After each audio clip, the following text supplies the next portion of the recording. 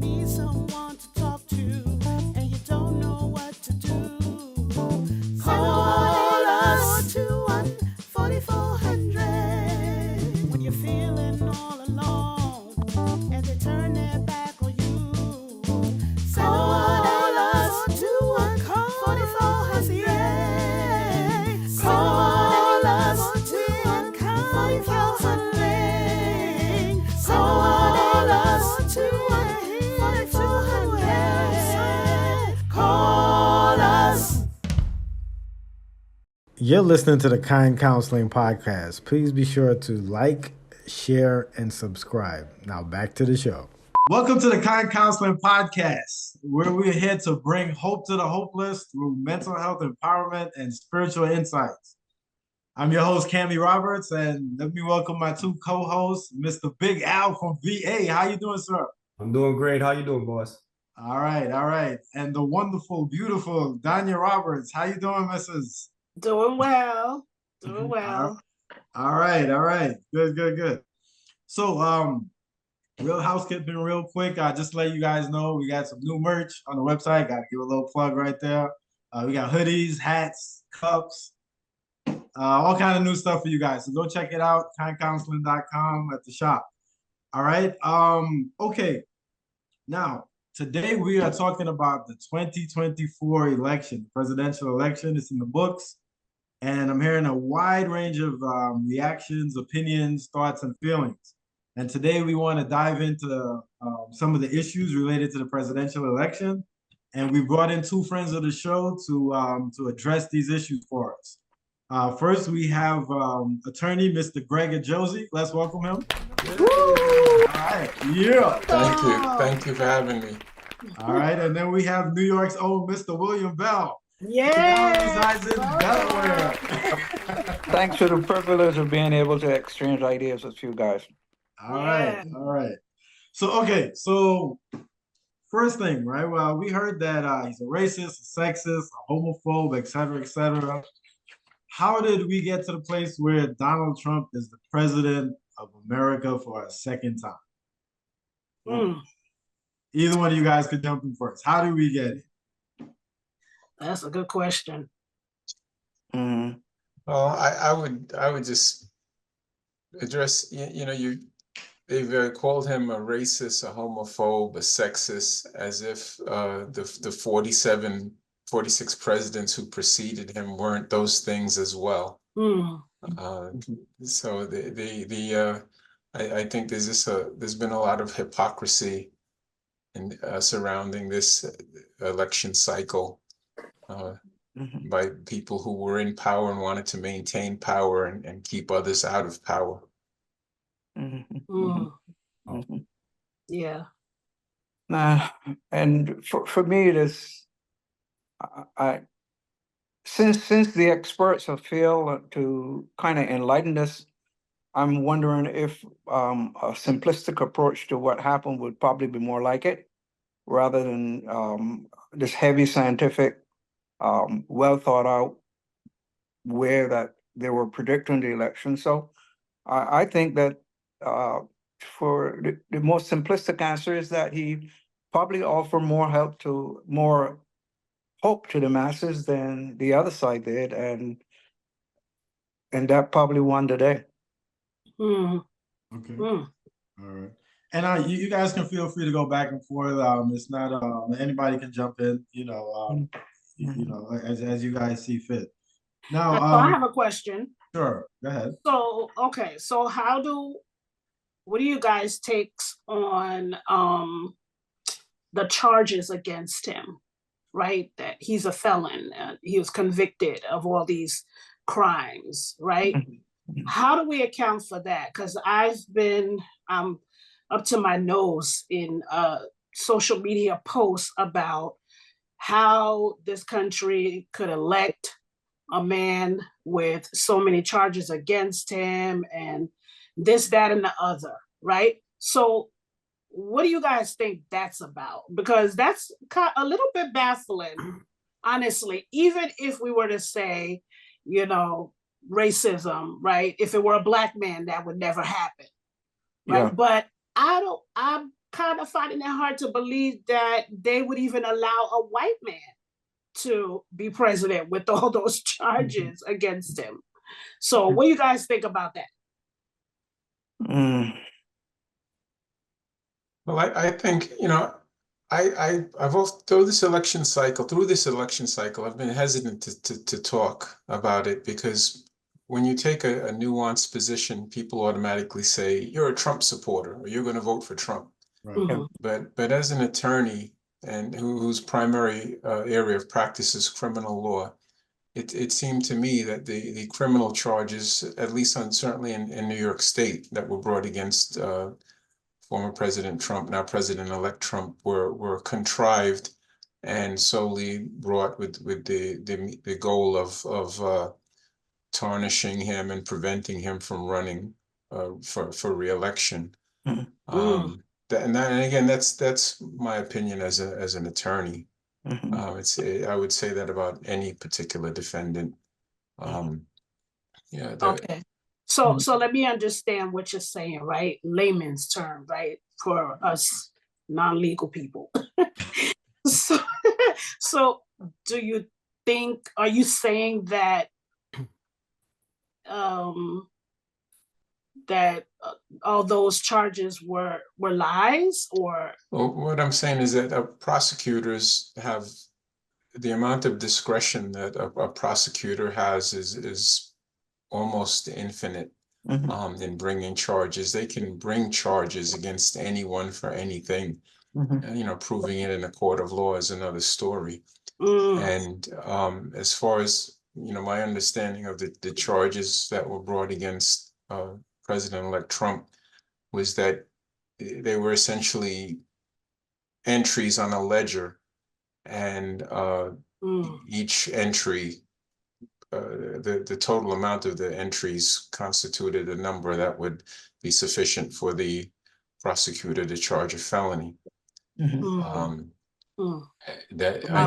think that, and again, this is my, opinion, that the charges against him would at best were a misdemeanor, and well, I should say at worst were a misdemeanor, and really more than likely should have been adjudicated by the campaign, the finance, the body that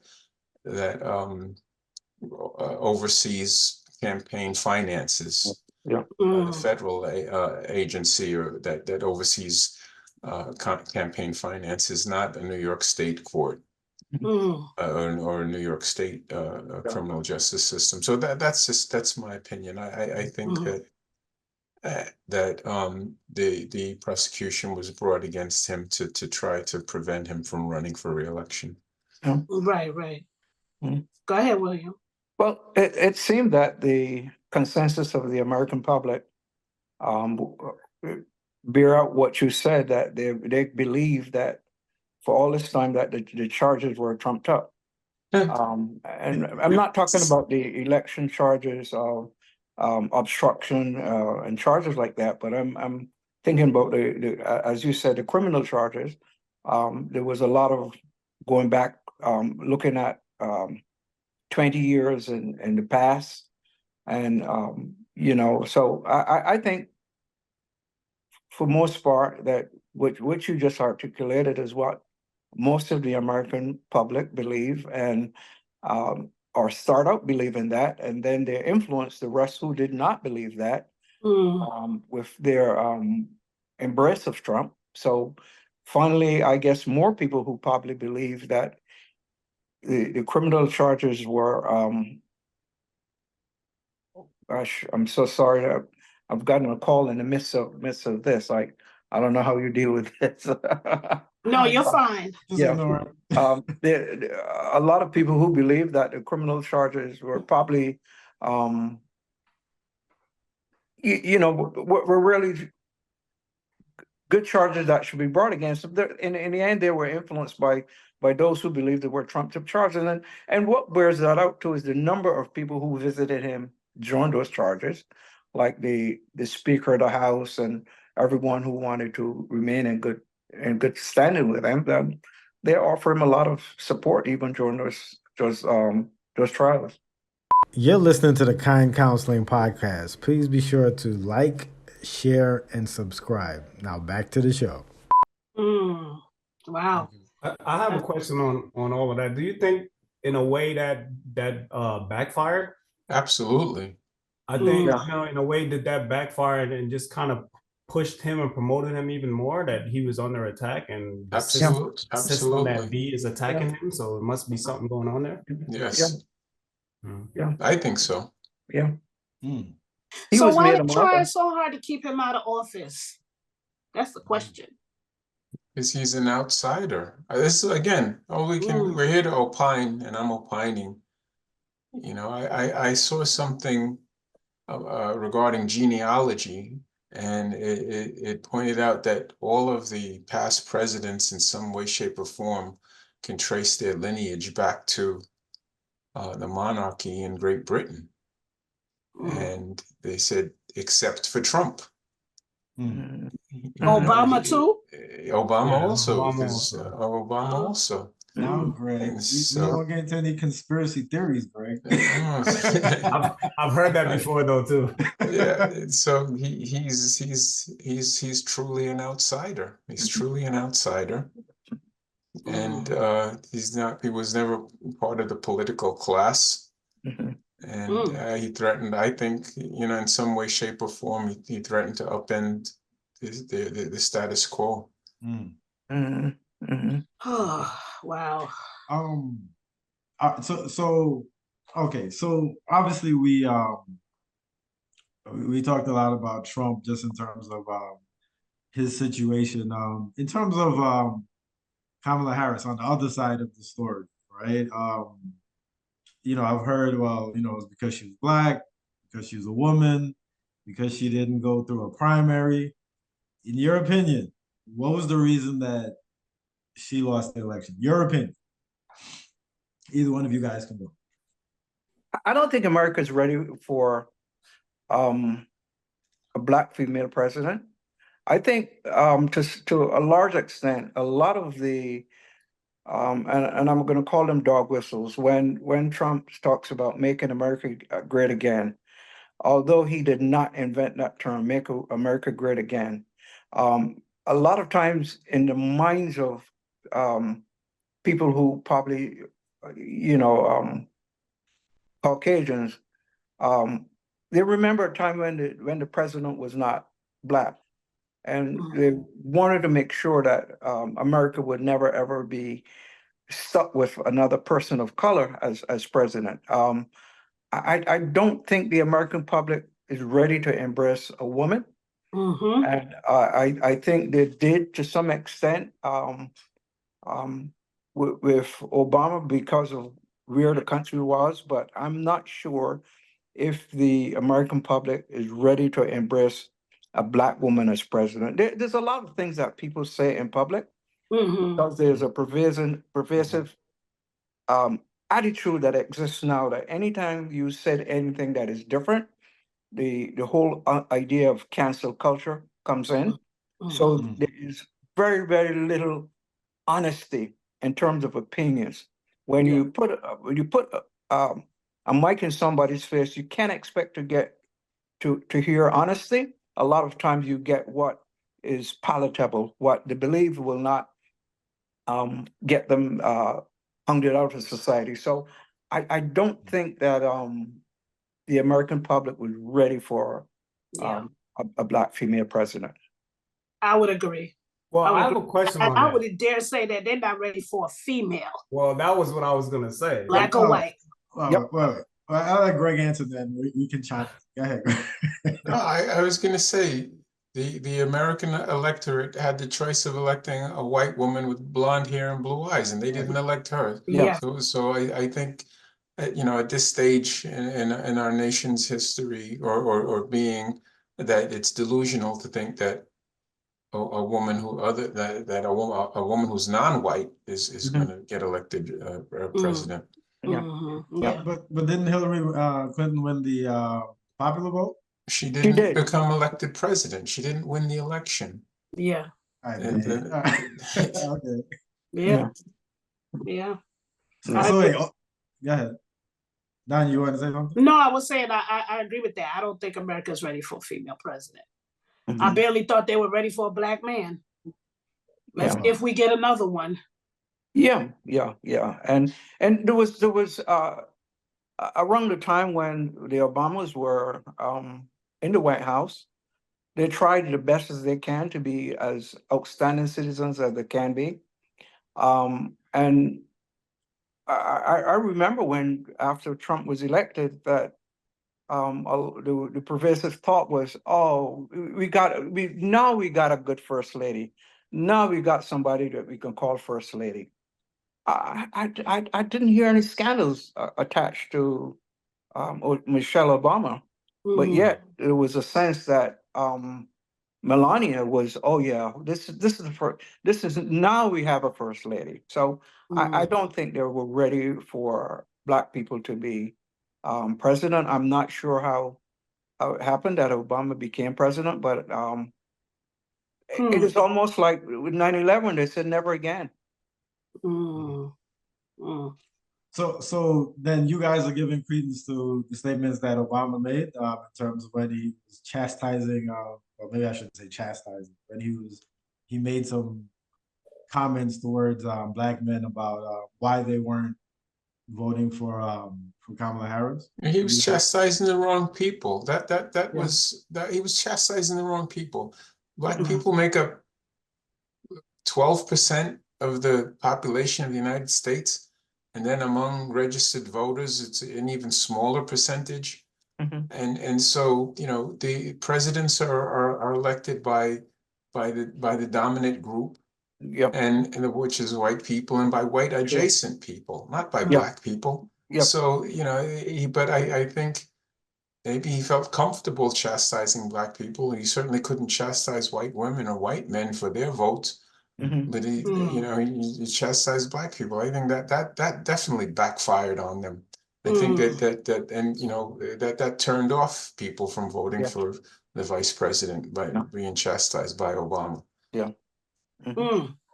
And to tie into that too is the whole idea of the elitist idea of the Democrats that they believe that they can tell you what is good for you and how you should think. So I guess it's all part and parcel of that, you know, elitist mentality, you know. So do you think that whole campaign was mismanaged then, as far as on the Democrat side, from when they switched to Kamala Harris, and even how they managed it after the fact? Do you think that was just poor management? I don't want to presume to talk about the campaign since I paid I paid so little interest in the campaign. But I don't think it is the campaign that allows you to win. I think it's your messaging that allows you to win. And I think by and large, what I got, and I certainly didn't follow it as closely as probably most people did. I heard the issues that I heard from the Democrats were women's rights issues, women issues, and transgender issues, and those are the issues that really didn't excite anyone. I don't think, by and large, we Black people were worrying about if they're going to be able to get a legal abortion or not. Most of the time, it's about survival and about trying to get ahead. So to make those the issues, and I think the messaging was poor, not the campaign, but maybe the messaging was poor. Well, I don't know if this qualifies as a campaign, but one issue I had is that if the incumbent president wasn't going to run, then there should have been an open primary, given other politicians the opportunity to make their case for why they should be the Democratic Party candidate for president, and that didn't occur. That didn't occur, and that was terribly unfair to the American electorate, in my opinion. And that ties into the same elitist attitude that we know what's best for you. we can choose the candidate for you. So do you feel like Americans are tired of that elitist mentality? Or the mentality of we're better than you, and because we have, money or education, or I'm around a lot of blue collar people, and from their outlook on it is they're tired of the affluence of the politicians that are being pushed down on them, saying that they should have or live a certain way. I think that became a bother to a lot of like regular blue collar people. Do you think that that's I think for both parties moving forward, I think they have to address those issues more. I agree 100%. Now, in many conversations I had with people, when I would say I think Trump is going to win, I would be chastised for saying that. And I would say, verbatim, I'm around regular people. Right. I'm around regular, and specifically I would say, if you're around regular white people, I'm not talking about people with highfalutin degrees or, letters following their name. As regular people, they weren't buying what the Democratic Party machine was selling. And I think especially when you tell people, don't believe your eyes, believe what I say. Like when the issue of President Biden's cognitive decline was evident to anyone, and we were told, shut up, there's nothing wrong with him.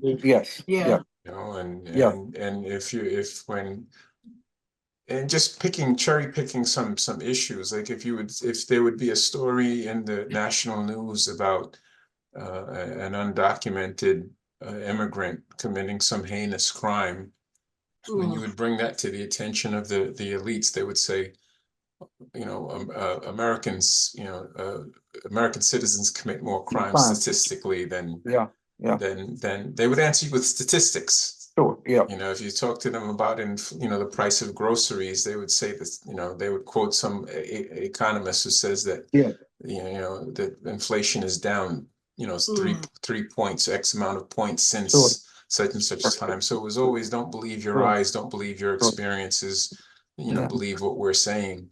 And regular people are not going for that. It's condescending. It's terribly condescending and patronizing, and it's not a way to win votes. Yeah. But it seems to be working, though. I mean, as far as what you're saying, Greg, because don't believe your eyes, believe what we're telling you. Because I don't know if you guys have noticed, but after this election was over, I mean, people were literally melting down, breaking down on social media. I mean, I saw crying videos. I saw posts with crying emojis. Like, you would think the world was going to end. After I voted on Tuesday, I went to the supermarket, and the supermarket was full, like peculiarly full for a Tuesday, right? I'm like, why are there so many people in the supermarket today? Are they panic shopping? They think something is going to happen. So I think that there are people out there that really do believe whatever they are told. Right? Yep. And I don't know, if that's something that you've noticed. Some of us, we're tired of the okie doke. Like, we're like, we know what we're looking at. We know what we see. But there's another percentage of the population that are just like, whatever they're told on the news, they believe it. Yeah. And there was a point to, I think it was about 2 weeks ago, when I heard one particular news reporter mention that there was some internal polling being done by the Democrats. And at that time, Harris was given the bad news that she was way behind. And if you remember, she appeared on television a couple of times, and she seemed extremely deflated. She seemed very her message, there was nothing upbeat about her. She was the laughter, the smile, everything had left when she probably got the news from the internal polls that she was way behind. And so again, but she was probably told to keep us stiffer up, I can't, I'm misplacing that term, but put Stiff on a upper happy lip, face. Put on a stiff happy, upper lip. yeah, yeah. Put on a happy face. Go out there and do messaging. Go on the Capitol and be more measured in your tone. Talk about the economy. She actually shifted for her focus, shifting her messaging from actually about um, women's rights. Now she shifted it a little bit to the economy because I guess she saw the evidence of the internal polling. So I guess they knew for a long time that they were way behind. In 2020, Trump was handed internal polls that show that he was way behind. A lot of times, the polls that are given in the media are given to influence those who can be influenced, but they're never really put out there because the pollsters believe that they're true. But they're almost put out there as propaganda. Mm. Mm, mm, mm, mm. I tell you, boy, makes you think. But I mean, but your eyes can't deceive you. And one thing I did notice, because I do travel around a lot, so I'm in different areas of my state. One thing that I did notice compared to the last election was it seemed to me that there was a lot more flags out, posters out of specifically just Trump, and I barely saw any Harris. Now I remember when Biden and Harris were running, you kind of saw a median, a middle ground, but I didn't see any. I barely saw any Harris stuff in certain areas. So I kind of felt in my head like, okay, we already see where this is shifting, but like you're saying, the media just kept still trying to run this rhetoric. With the economy ideology, when she shifted to that, do you think that's because she thought that would help her, or did she just feel like, well, it's just too late, I might as well try something new? Well, it wasn't the other issues weren't helping her. So at that point, I think the internal polls told her that she'd probably have to change direction, change her messaging. But most people had made up their mind in September. Right. And most of what you do now does not make a difference. People's minds were made up in September. I do have a question for you guys. So speaking of propaganda, I don't know if this was propaganda or not, but there appeared to be a gender war in the Black community, like men against women, especially in this election cycle. Right? Do you guys feel like that was a media creation, or was that like a real issue? Like, what are your thoughts on I think that we live in a society that one of its founding pillars is to keep the Black populace disorganized and for there to be chaos in the Black community, and they will sow chaos within our community by any means necessary. And if it happens incidentally, that's still to their favor, and so they capitalize on it. But anything that drives a wedge between Black men and Black women, Black people are the only people who were examined under the prism of the men doing one thing and the women doing another in terms of voting. It's right in front of us what the powers that be do to maintain disunity within our community, and we fall for it and go along with it every time. William, any thoughts on that? I don't know if I could comment. I want to comment on that, but there's a thought that I just lost the train of thought. I let that one slide. Okay. All right. No worries. I got another one. All right. I got more questions. So okay, so in you guys' opinion, the pushing of the it's now let me say this carefully, the LGBTQ agenda, right? And cancel culture, like do you feel like that played a part in Kamala Harris losing the election, or you feel like that had no influence? I am not a registered Democrat. Let's say that up front so that just for self-disclosure. Okay. But certainly those issues did not draw me to want to be enthusiastic for the Democrats. So if I can put it that way. So if I can answer your question in a backhanded manner, I am not a registered Democrat. I probably was not a Democrat for the last 20 years. I was not a registered Democrat for the last 20 years. But the issues that you mentioned, the platform that they run on, it certainly was not one that would make me want to give them a second look. Mm. Okay. Greg, any thoughts on that? I'm a black man, and when I consider who I'll support for office, I consider what is that candidate's positions towards the overarching issues that the Black community faces in the United States of America. The economics, home ownership, the education system, the school to prison pipeline, representation in different areas and facets of our society, the infant mortality rate, maternal mortality rate, the health care insufficient health care.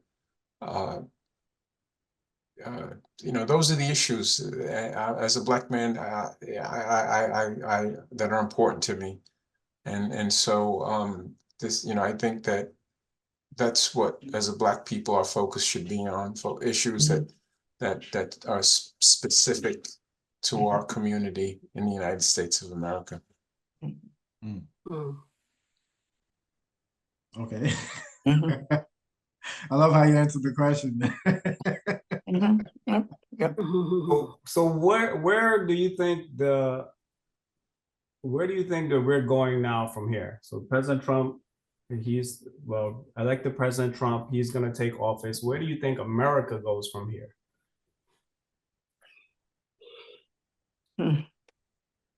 I want to say that we never really had too much say of where America goes. Mm. And we were always like from the outside looking in. And I think we will probably still maintain that same position. I don't think we got, even when we tend to elect Black officials, they are so controlled by the system that so often it looks like they are not really working for our good. So I'm not sure if we will be able to influence where the country goes from here. I think we're almost like always outstanders looking in. I had a thought, and I know it's just a weird thought, and I hope it doesn't take the conversation in some direction that it shouldn't go. But I always look back at the 60s when we were fighting for rights, civil rights issues and stuff like that, and we had so many different groups that joined with us as Black people. We had Jewish voters, and I remember Medgar Evers, and you had Goodman, and these Jewish people giving their life, giving all that they had in the fight for equality. But somehow along the way, they all fell off, and they all got to a place where now it was about, we are legitimate now. We don't really need your help anymore. So we're just going to leave you out there in the wind to twist. And it has always seemed like, even with the influx of people from the Caribbean and Spanish-speaking South America, that probably benefited from what a indigenous Black American was doing. They benefited from it, and then they reached a point that says, "Well, we probably don't need you anymore," and they split off too. So, and I say all that to say I remember coming to this country in 1978 and going to a job because of affirmative action, and I was a tradesman at that time, and I had to be one for every 5 white men that had on the job. I had to be on the job. It was a union job, and I had to be one a job, and this was rights that were fought for by groups like Fight Back and Affirmative Action, different groups. And I benefit from that as coming from the Caribbean. And there's a lot of different groups that benefited from the fights of the Black American in this country.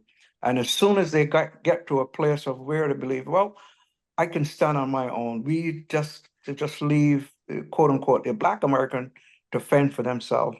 So I hope that doesn't take us to a place that we want to go, but I just needed to get that thought out because it kind of like I was stewing on that one for a bit.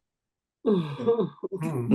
All right. Interesting. Well, that's actually interesting that you said that, because over the last few years, a lot of companies were jumping on the bandwagon with a lot of movements. And then as soon as those movements weren't there to benefit them, they pulled away from them also. Yep. Whether it's, DEI stuff or Black Lives Matter stuff or whatever the case is, corporations jumped on those bandwagons when it was positive for them, and then pulled away from them when they realized it was negative towards them, negative for them. So I guess I concur with what you're saying. Greg, you want to respond? Well, I think what William says, it'll take the conversation, in a whole different direction. Yeah.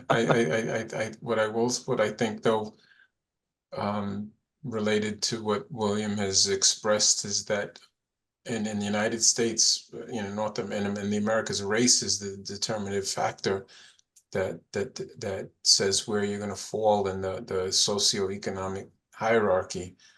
And even if a person comes into this country, immigrates into this country, and doesn't speak English, or comes from a different racial ethnic group, if they're not Black, if they're non-Black, and they present white, or they're white adjacent, they will always be able to springboard ahead and over the Black person. I mean a phenotypical Black person who has melanated skin, high concentration of melanin in their skin, and African features, an African descended person.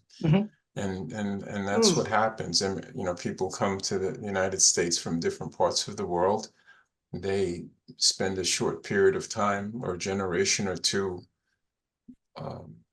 struggling, but they're always able to step on the necks of Black people and get ahead and move up. It's just a sad reality of our country. And relating that to the election, I chuckle or get frustrated when people talk about Trump got the Latino vote, and without differentiating, that there are Afro Latinos, there are white Latinos, and white Latinos are, for all intents and purposes, white people, and they subscribe by and large to, they benefit from whiteness. They have no reason to turn against it. They plug into the system and they reap all the benefits of whiteness. So to voice shock that a Latino would vote for Trump is disingenuous. He's Latino in name only. Unless till he opens his mouth or tells you what his name is, he looks like a regular regular white person. So the analysis has to be, this Spanish-speaking person, where does he hail from? Is he a Black person from Colombia, or is he a blonde-haired, blue-eyed white person from Argentina? Because under the current scheme, they're both quote-unquote Latinos. Yeah. That's interesting. Okay. We're getting a history lesson tonight. Yeah. All right. I did want to ask you guys about the so-called Christian dilemma in this election. On one hand, we have Christians saying that, well, I can't vote for somebody because of abortion rights or reproductive rights, as they call it, as well as the LGBT stuff. And then on the other hand, how can you vote for a guy like Trump and he's, a horrible person, right? So any thoughts on that in terms of the Christian dilemma, as I know both of you guys are Christian? It's a white Christian nationalist dilemma, not Christian dilemma. Yeah. It's the white Say Christian. more, Greg. Say a little bit more about that, Greg. Yeah. I think so often what people are calling Christianity is just white nationalism. And it was You know, sometimes it pains me when we talk about the founding fathers, the greatness of this country. Africans were enslaved at that time. Mm. When I was a young man, well, I was not living here, but people who are, I'm 74 years old. There were times 74-year-old people could not sit at different lunch counters or stay in different hotels. And so every time I hear about the greatness of this country and returning to the greatness of this country, I said, great for who? Right? So, like I said, but I'm careful not to. I want to be careful not to take the conversation in some other direction. But It's okay. Go ahead. I think you're already there. You already took it there. Tell us how you really feel. All right. Mhm. Now, Greg, you wanted to say more on that? No, not really. Well, I mean, the white Christian nationalists. Yeah, I think that, you know, the media, they don't make a distinction between white Christian nationalism and Christianity. They just use a blanket term, Christianity. yeah, And so, you know, what's the people they put microphones in front of aren't necessarily Christians as far as, you know, what the biblical, you know, definition of a Christian would be, you know, so yeah, okay. Now the conversation now is going to go into a theological bent, right? Sin is sin, right? There's no, so there's no, certainly certain things that are espoused by one particular group or party are sin, and then others that another group promotes other sins. But you know, yeah. all sin is sin. So to cherry pick and say, you know, this person is horrible because of X. But meanwhile, you do, you know, what did Jesus say? That, you know, you see the speck in someone else's eye and don't see the beam in your own eye. And a lot of well, there are many writers, theologians have pointed out that what the Bible condemns is the Lord condemns is injustice. You know, and that, you know, that he condemns injustice, but there are many so-called Christians that they turn a blind eye to the injustice that goes on in our society on the regular. But they'll talk about something like abortion or homosexuality as opposed to the gross societal injustices that occur daily that they benefit from economically and socially.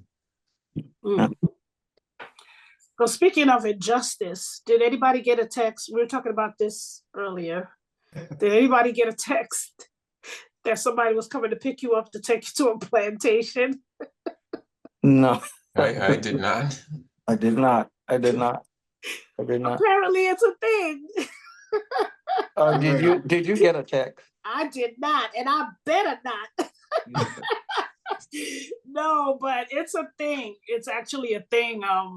At least that's what they're, what this, but you know, that's interesting. So obviously this is not a representative sample, but no one here has received such a text. No. And I'm not personally acquainted with anyone who's received such a text. Yes. Neither me. That's interesting. But I think that's what people think this country is about to go back to, based on, you know, what I've been seeing, what I've been hearing. Like, I think people really think we're going back to slavery days. And I don't even know how that would happen.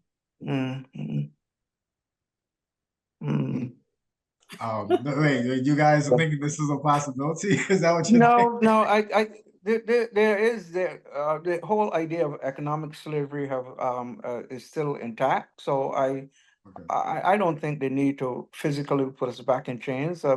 Once the economic slavery remains intact, it suits them. So so I don't think there's a need to put us in chains. We'd probably be better off being quote unquote free to some extent, but remain in economic slavery. But just to be, not to nitpick, but the 13th Amendment to the United States Constitution did include a carve out that allowed for slavery to continue. And that's through if you're sentenced, convicted of a crime. So, I mean, again, not to nitpick, but there are people who are in some form of involuntary servitude all across the United States of America. Those are the people who are in state penitentiaries and federal penitentiaries, and who are made to work for free. Yeah.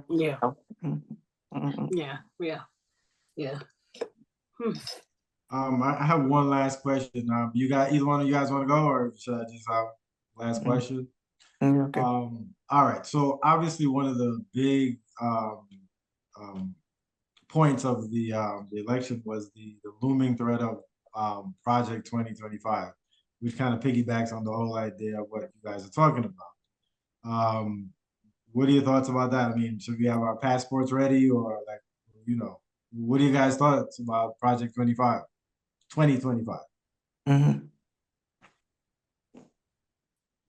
I'm not sure if I can trust the media to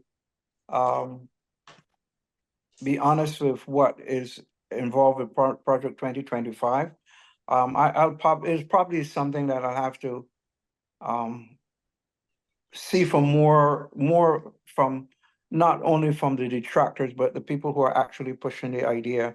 So I don't think I want to just take what CNN says or MSNBC says and run with it. So, Okay.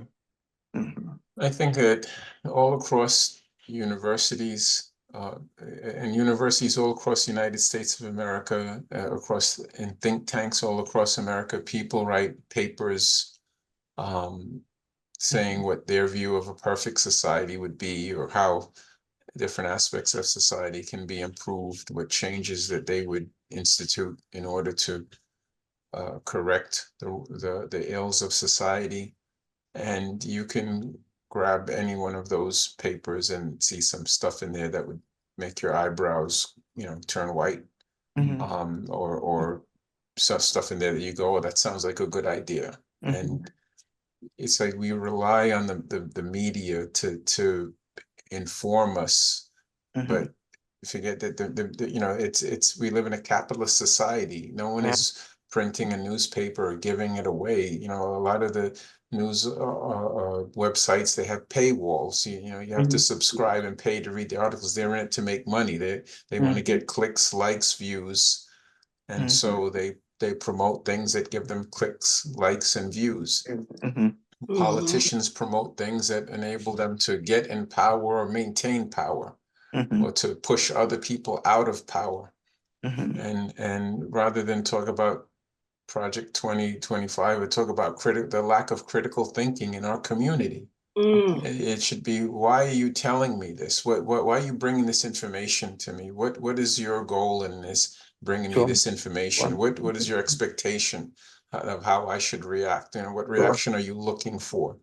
And so, but when you say these things, people who've never read it, I haven't read it either, but they say, oh, in Project 2025, they said they want to re-enslave you, or if they read white papers from white, meaning it's not the color white, but it's the notion of a paper that's written to promote an idea. It's something that's about LGBTQ. They say, oh, they want to grab your children and do X, Y, and something to your children. The people, without having actually read these things or know the substance of them, just accept what they're being told and react emotionally to it. If so, me personally, I didn't pay attention to them saying Project 2025 because they had a goal. They wanted to attach it to one particular candidate so that you would reject that candidate. And I'm tired of qualifying saying I didn't vote for him, I don't support him. What I vote for is critical thinking, and logic and over emotion. And to just to piggyback on what you said on critical thinking, this is a conversation I had with my son, and going back a few years ago, even years ago now, if let's say there was a white wing person that had an idea, and she was to and that person was invited to a campus to speak, the whole campus would be in uproar, and she would say, we do not want to hear her views. We do not want to hear his views. And they would be banned from campus. So only one idea was able to surface, and that's the idea, or the idea is that one group wants to surface. So the idea of critical thinking went out of the window a long, long time ago. We get to be a part of society that we are into group think and group act. And that's where we are. There's no room for discussion from if you're a left wing person from quote unquote left wing from the right side. Is we're a society that just goes with group think. This is what my group thinks, and that's what I'm gonna say. Yeah, you think that's the direction they're trying to take us into? Group think? That's the direction they took us into, and all the campuses. And all the campuses, the only people that are allowed to speak by and large on most campuses are people who have the kind of views that most of society would accept. But there's no critical thinking on campuses anymore. All right. Fellas, any last comments before we wrap up tonight? Any comments, suggestions about the election?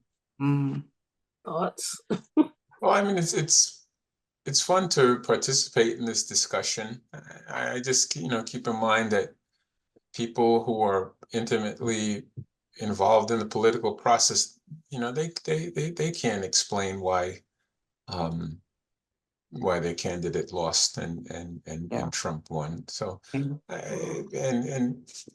maybe in some regard it's pretty obvious, and because my opinion, what I've seen in the days since the election is that the losing party has doubled down on some of their rhetoric and said it's because the voters are dumb, or half of America is dumb, and black people didn't vote for, black men didn't vote for him, and toxic masculinity and all this stuff, and don't want to really address the issues with their product. It's like a manufacturer saying that there's nothing wrong with my product, you just used it wrong, that's why it blew up on you. Never mind, and you say, well, it happened like 99 times out of 100, or the 99 people used the product wrong. No And by and large, I accountability. think it might be a little bit early. I had this thought today, and I was said, well, we hardly ever put building codes into practice, or think about building codes while we are cleaning up from a hurricane. Usually, when we're thinking about rebuilding, then we think about what building codes we should use to prevent this kind of destruction. So it may be too early. It might be still that most of the country that were shocked or still in whiplash. So they're probably too early for them to probably think of, in terms of going ahead, what change do they need to make. They're probably still cleaning up from the tornado. Donald Trump. I got you. All right, fellas, listen, thank you guys for joining us. We always appreciate your presence here on the show, and hopefully we'll see you again in the future. You guys have a safe evening and enjoy the rest of your weekend. God bless. Thank you. All right, take care, guys. Take care. Bye-bye. Have a good one. If I ever took a loss, I learned a lesson. I won't ever think I'm better than the next man. I've been down before to come up, I ain't stressing. Baby, I'm too busy.